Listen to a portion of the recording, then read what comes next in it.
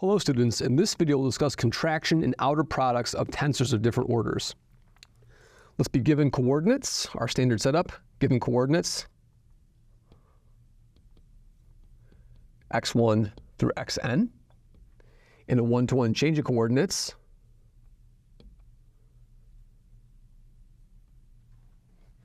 x1 tilde, xn tilde. So in other words, I just change coordinates, maybe like I'm going from Cartesian to spherical, from Cartesian to polar, from cylindrical to spherical. So one coordinate set to another coordinate set, right? And let's first discuss how we would do something like just order outer multiplication. Then consider a simple example. Consider two contravariant tensors.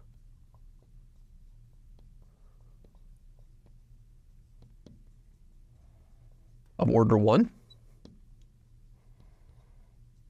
Okay, I'll look at AI and BJ. Okay, then what I'm going to do is I'm going to construct what you would expect to construct, Cij, which is AI BJ. Then we claim that this Ci, this outer multiplication of the A's and the B's, that our claim, this outer multiplication, or outer product, yields a two contravariant tensor.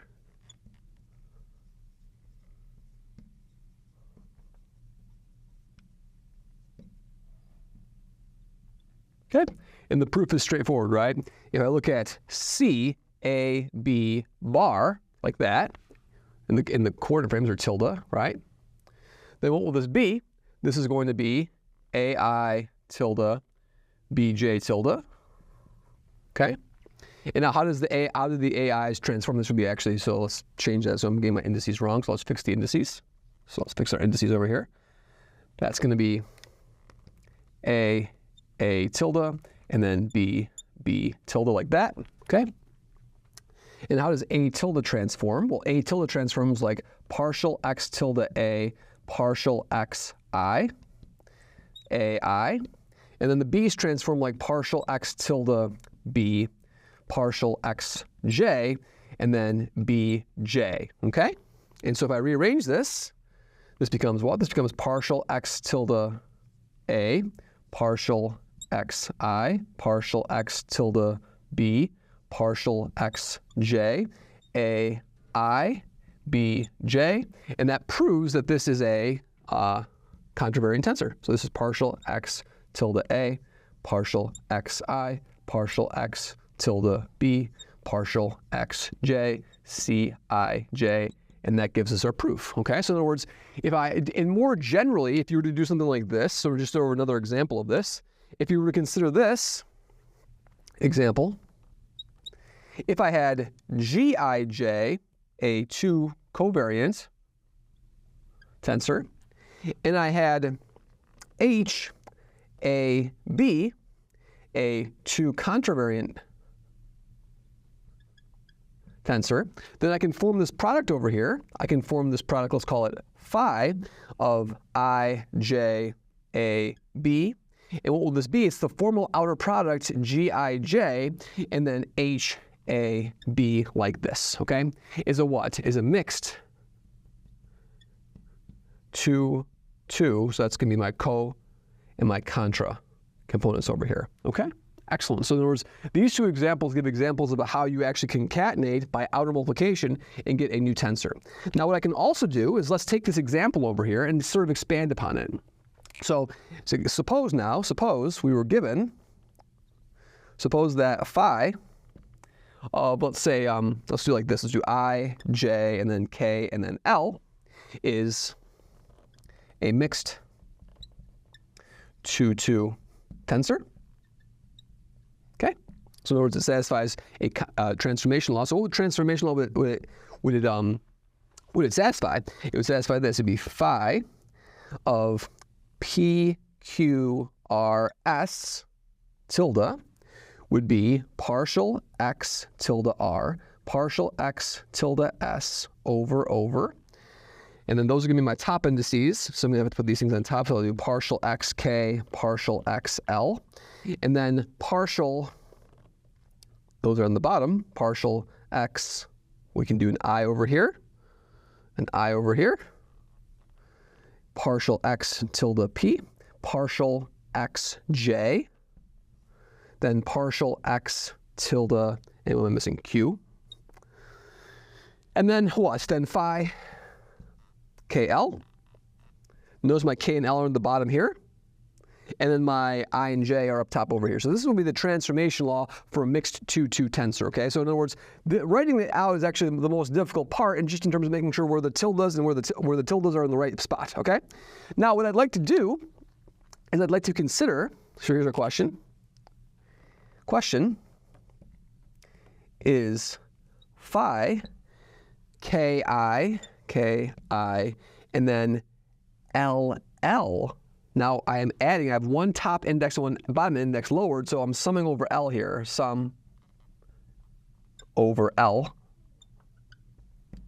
Is this a 1-1 tensor? Okay. Just thinking I and K, right? And so what would we do? So let's answer that question over here. So let's take this expression over here.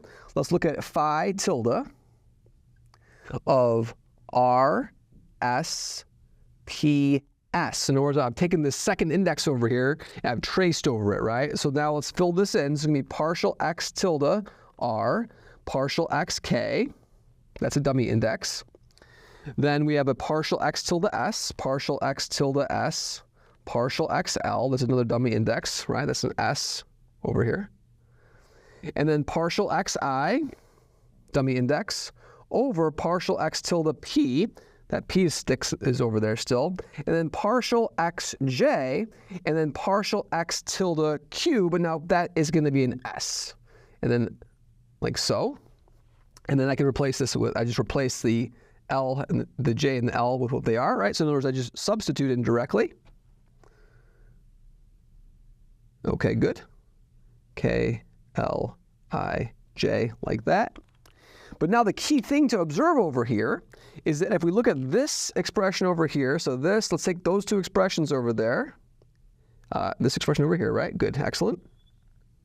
And let's multiply them, right? So if I noticed that partial X tilde S, partial X L, and then partial XJ, partial X tilde S, since these are inverse, since this transformation is 1-to-1 and onto, these things are inverses of each other, we know that, because they're inverse transformations.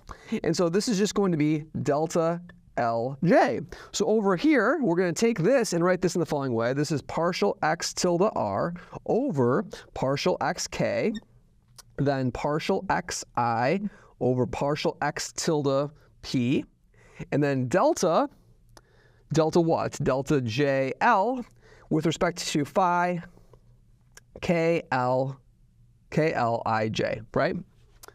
And so now this of course just becomes partial X tilde R, partial XK, partial XI, partial X tilde P, and then phi of what? Phi of K, L, and then IJ, but J is equal to L by this delta function over here. So I put an L over here, and I've just proven that this expression over here, right, satisfies this transformation law. So indeed, this is a 1-2 tensor. And so this is an example of contraction, right? So we have two examples. So this is a contraction.